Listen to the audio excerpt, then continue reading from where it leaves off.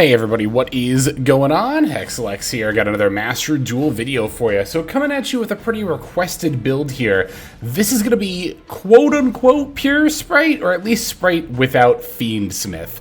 I have had a lot of comments since showing off Fiendsmith Spright and saying that I thought it was the best variant, saying, is it really though?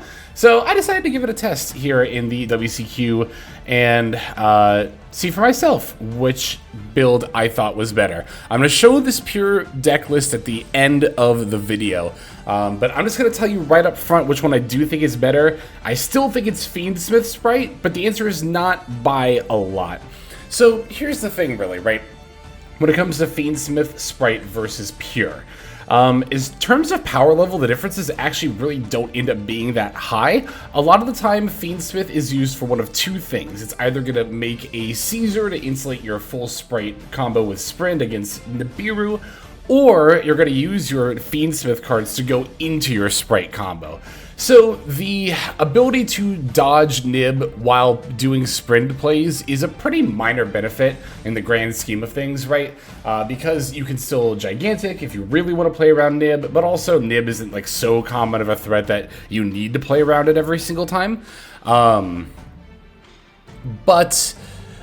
when it also comes to the whole, starter issue, we can also just play more starters, right, that go into full Spright combo. There are more than the ones that we were playing in the Fiendsmith build available to us. So this build has Dark Beckoning Beast and Opening, which the Fiendsmith Spright didn't, of course, in addition to Frogs and Nimbles.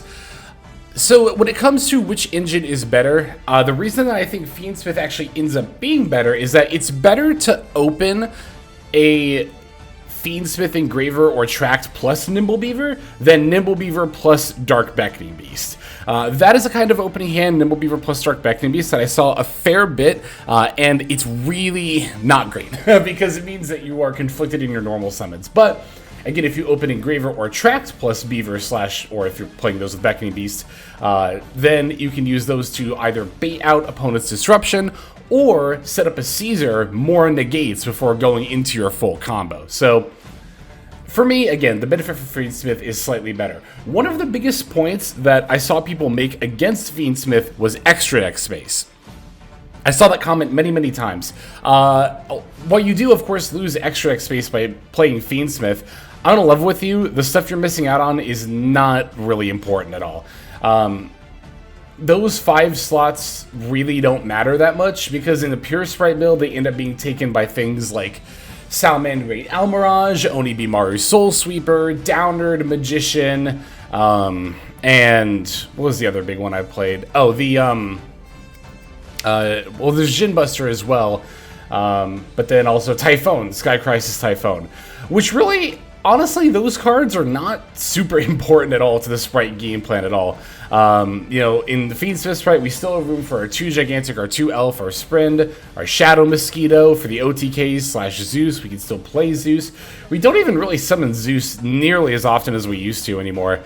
As well as, IP, SP, and your second IP target, in my case, Underworld Goddess. So yeah, I think that, yeah, you do lose out on the extra deck space by choosing to play the Fiendsmith stuff, but again, nothing that you're going to take out is really crucial, or even really comes up that often in your game plan. Like, the Fiendsmith cards absolutely come up way more often than stuff like Downerd Magician and Salamangreat Almirage and Onibimaru Soul Sweeper. Now, again, each of those cards are also good in their own right. I just think the Fiendsmith engine is more useful overall. So again, I do have to emphasize that while I do think Fiendsmith Spright is better, I don't think pure, quote-unquote, pure Spright is really that much worse at all. I think that at the end of the day, it can definitely come down to preference. And that while I do think Fiendsmith Spright is better, I don't think it's 100% always optimal. It's not like something with Snake Eye, where with Snake Eye, it doesn't matter if you're playing Millennium or Azamina, you're always playing Fiendsmith, right? Yubel, you're always going to play Fiendsmith. Spright, you don't actually have to always play Fiendsmith, even if I do think it is always, well, not always, you know what I mean? Even though I do think it's the better build most of the time. Yeah, I think that when it comes to Spright overall in its power level, I think that it is going to be like a lower tier or upper tier 3, lower tier 2 deck. Oh, this is rough. I always forget with the Gamma Burst that opponents level rank and Link 2 monsters also get the buff. I forget that literally every single time. But yeah, I think that Sprite's power level, regardless of if you're on the pure or Fiendsmith variant, is going to end up being upper tier 3, lower tier 2. I suspect that's also true for tri-brigade Sprite, but again, I would like to actually cover that deck at some point here in the near future. I've also had a fair amount of people ask about Live Twin Spright. I gotta be honest, I really don't think Twin Spright is worth playing anymore. Here's the thing about Twin Spright. The main reason to play it was because of consistency. And the reason that mattered so much is because everything else was limited. With Beaver at 1 and Swap Frog at 1, neither of those were reliable engines at all. Obviously, Blue, Jet, and Starter, when each of those were at 2, the Spright engine, even in and of itself, was lacking. So the Live Twin engine being able to have so many searchable bodies that can get you into full Spright combo really, really made the difference. But now everything's unrestricted. The consistency is no longer an issue. And again, consistency was always the thing that Twin Spright really had going for it. Among Spright builds, in my opinion, it always put up the weakest end boards. And now, mostly because of the Fiend lock, right? And now, it's like Fiendsmith Live Twin is also a thing, and puts up better inboards than Twin Spright. So I'm kind of at a stage right now where, like, when I think about Twins, and Twin Spright in particular, I'm like, I feel like there's no reason to play Twin Spright over, like, Twin Fiendsmith, right? Because even then, an optimized Twin Spright build would probably just have Fiendsmith cards in it, right? In case you have to Fiend lock yourself at a weird point. And then at that point, are you not just playing a worse version of Twin Fiendsmith if you're trying to jam in Spright cards? So that's just my opinion on it anyway. But to be fair, I haven't really seen Twin Spright do a whole lot since the Spright cards got unlimited. I will say another pretty big pro of playing pure Spright over Fiendsmith is that you do get to play Dominus Impulse, which I will say has been performing better than I expected it to. I kind of went into this thinking, oh, Dominus Impulse is like, yeah, it's a good hand trap, but we could just play different hand traps, right? But Dominus Impulse actually does provide an effect that is unique among hand traps, the ability to negate effects that specifically stop special summons. Also, unlike Imperm, you can play Impulse from your hand while you have cards in the field. It's just your opponent has to have a card in the field is the only stipulation. So that ends up coming in handy. Actually, it's going to come in handy in this very game. And going into this, testing pure Spright, I thought that was overall going to be a minor benefit, but it actually did end up being fairly major. Well, okay, I don't know about major, but notable. I'll call it notable. I think at the end of the day, it's not like, it wouldn't be the reason I choose to play pure Spright over Fiendsmith. Yeah, here we go. We get to use the Dominus Impulse here against the Grangle effect. And yeah, while it is a good card, it's not like the singular reason I would choose to play this build over Fiendsmith, but I think that, you know, it's a good reason too. I think a lot of people were really just sick of seeing Fiendsmith decks, and listen, I have actually gotten that comment. During my latest Snake Guy video, somebody commented, like, can you stop showing Fiendsmith decks? And listen, here's the thing. I understand, I completely understand being tired of Fiendsmith. That's totally valid. You see it all the time on the ladder, you see it in like literally every other competitive deck.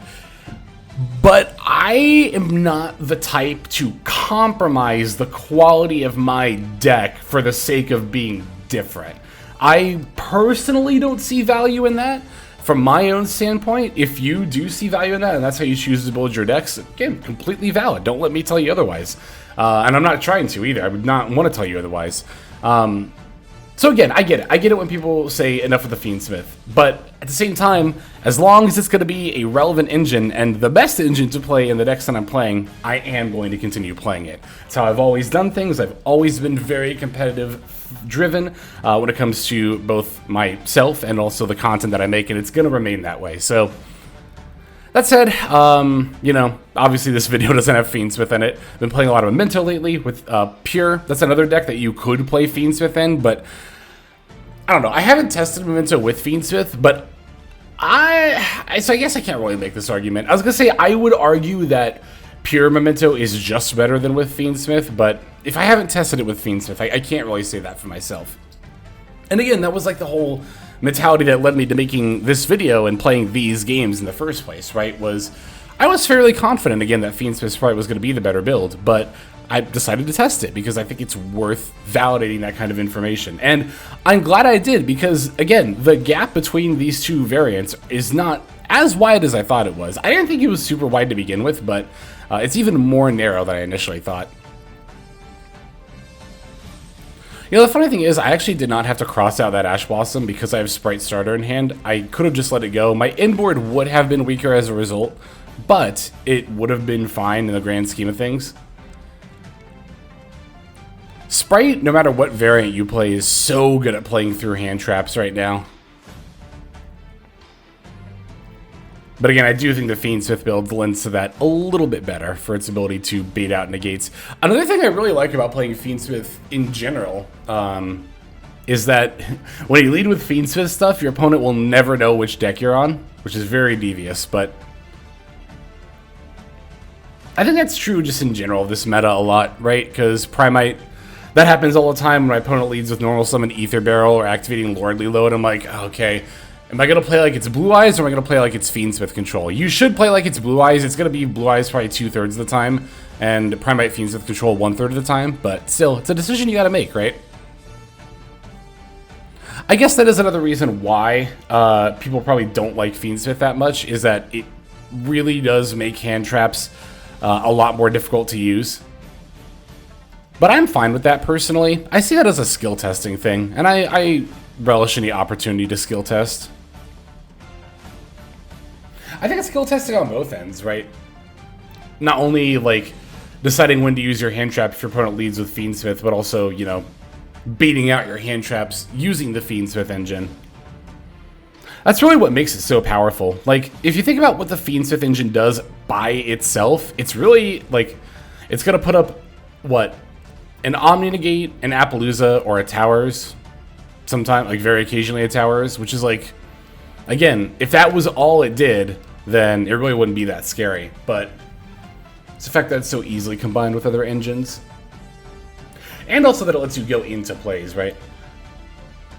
Okay, so this is a hand where Dark Beckoning Beast actually really shines. Well, it would have if it didn't get Veilored here. I'm actually not going to bother using the Call By on the Veilor because we have Jet anyway. But if we'd gotten access to opening the Spirit Gates, we could have dumped the we could have discarded the Angler in order to be able to what does it, go into the 2 Nimble Beavers from deck without having to use Sprint. Notice that I also did not negate that Ash Blossom. I'm going to hold this Call By because I really feel like my opponent's going to use something else here at some point, like against the Gigantic. And sure enough, they do have a Ghost Ogre for it, so very, very glad we were patient with this Call By. But it turns out my opponent was actually even more patient because they're going to chain Fulos to the Called By. This person played their hand traps so well. This is a very, very rare thing to see on ladder. I've seen it a lot in tournaments, but not nearly as much on ladder. Usually people will just like fire off something like Fulos during the draw phase.